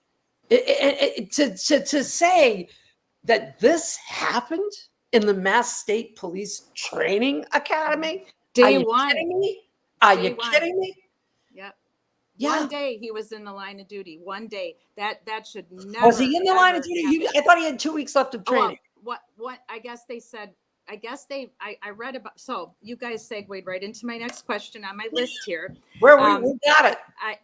You're reading my mind. I wanted to bring that up as the final. So there's been 4. So we have 2020 with Just en Route. We have 2021, Sandra Birchmore. We have 2022, John O'Keefe, and now 2024, we have Enrique, who was, that level of training should never be acceptable or allowed. Never. And there should have been sergeants, lieutenants surrounding that training. And the minute they saw it go wild or go rogue, it should have been halted that very second.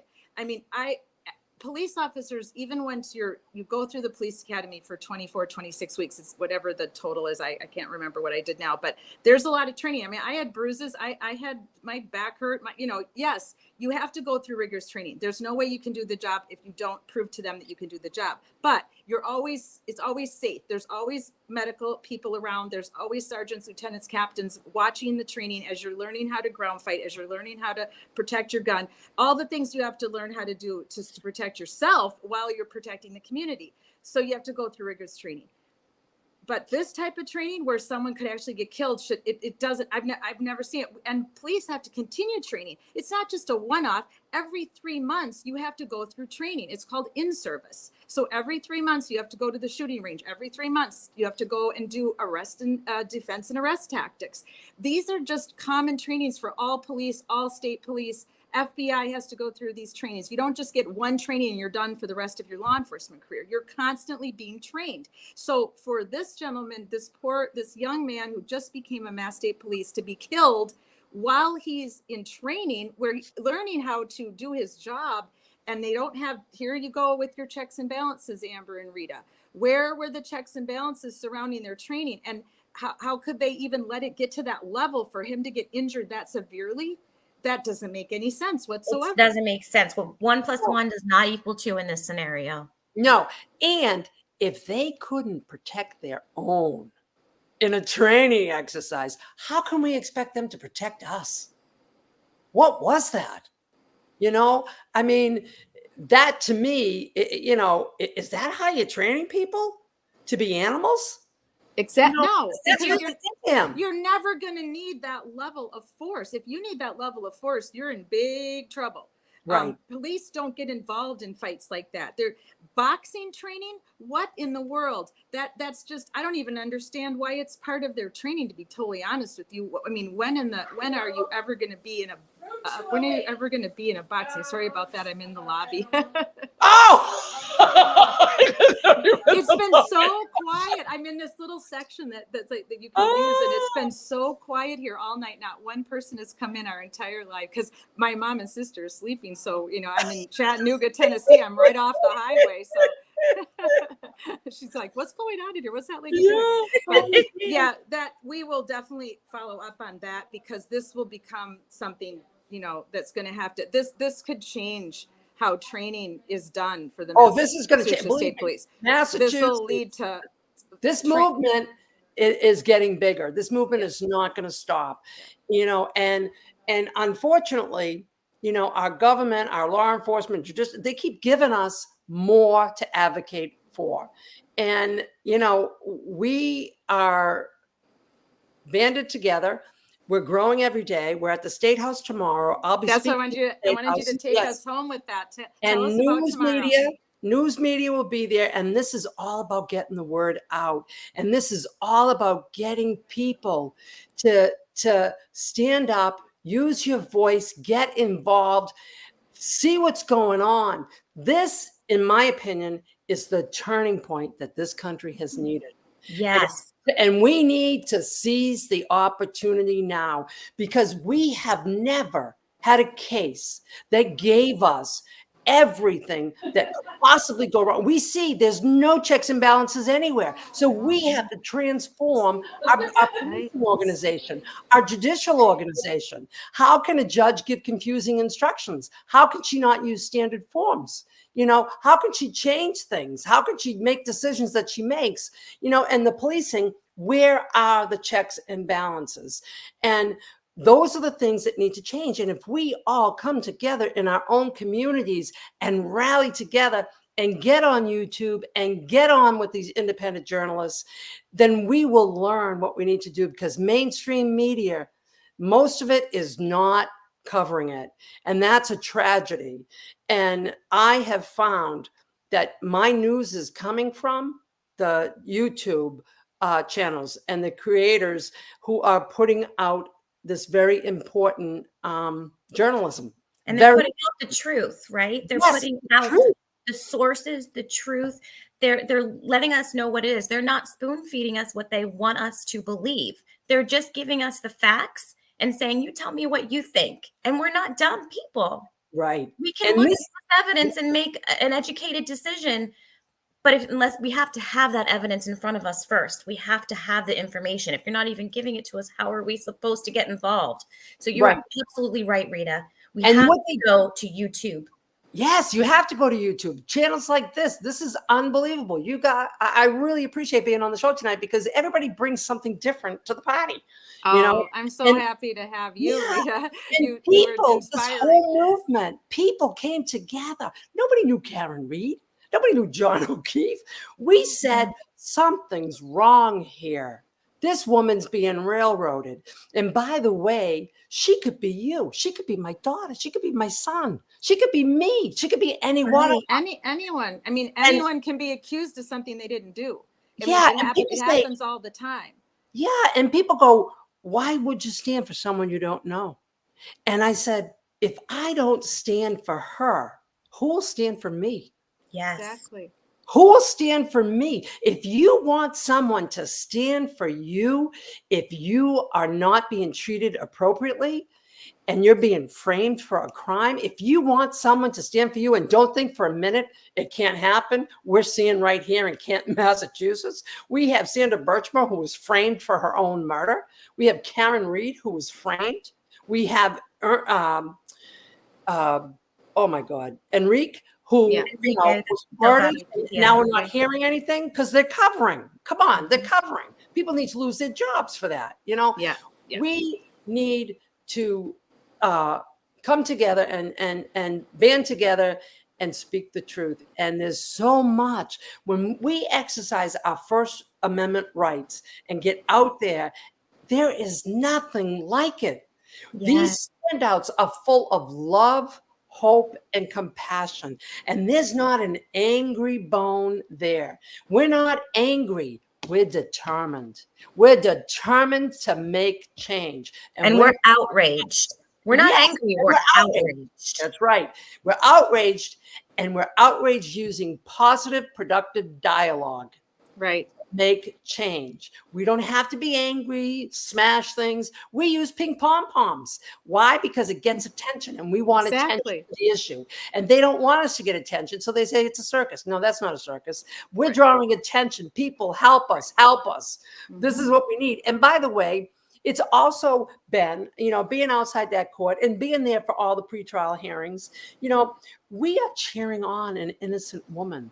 Yeah. They have dehumanized her. Yeah. They have the things that Michael Proctor said that came out on the stand and the things that these people, and that was a red flag to me way back when.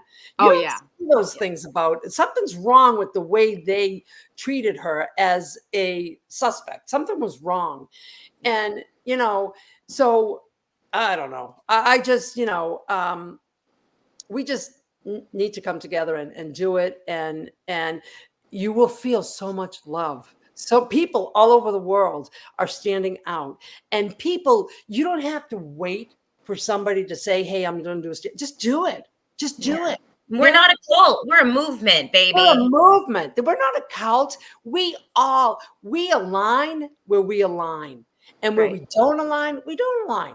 But we can discuss, and we can discuss respectfully, and this thing transcends politics. We don't care what people's political party is. It transcends politics. It transcends geographics. It transcends ages, all ages. And you have a picture of a little girl who was 5 years old, and she was out there most days of that trial. And she was our little Karen Reed mascot. And her name is Shay. And so many people brought their children, came to the sidewalk just to experience the feeling. It's incredible. Well, I think it's incredible. And when we meet next time, I'm glad that you asked her mother for permission, because I will never show children's photos without permission. But we will show her photo with her mother's permission, because it's just really inspiring, because we're teaching young kids that you can make a difference as you grow older, and you can become a social change warrior. You can speak for those that can't speak for themselves or that just don't want to, because it's just not in their personality to go out and march. But I have to tell you, if you want to see something inspiring, your community is already inspiring, but YouTube, my city, Madison, Wisconsin, we had one of the largest standouts that's ever been had in this country at our capital in Madison, Wisconsin. And this was over it was all about Governor Walker. So if you just Google Governor Walker, Madison, Wisconsin protests, you will see what happened in Madison, Wisconsin. It was one of the most inspiring things I've ever seen or been a part of.